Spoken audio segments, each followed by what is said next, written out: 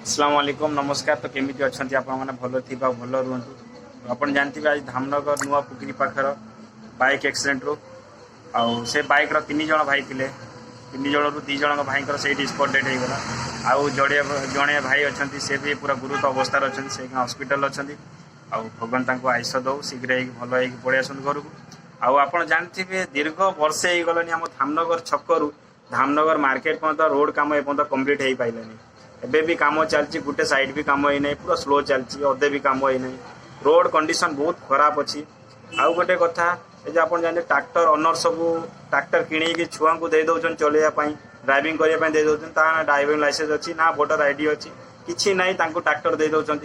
आउ सांगर भी कार्य अनुष्ठान नवा कथा से सब ध्यान दौना।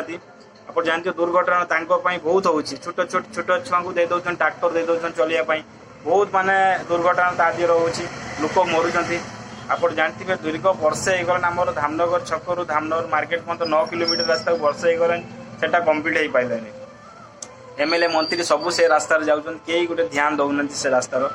आउ कार्य अनुष्ठान नवा कथा से जिते छुआ को दे दौन ट्रैक्टर वाला दे दौन छुआ को ट्रैक्टर दे दौन ना ड्राइविंग लाइसेंस अच्छी ना वोटर आईडी अच्छी आधार कार्ड से ठीक रही दे दौरान गाड़ी दे दौरान बड़ बड़ गाड़ी दे दौरान से रास्तार चलाऊँ पूरा बिजुड़ी भाया आप जानते।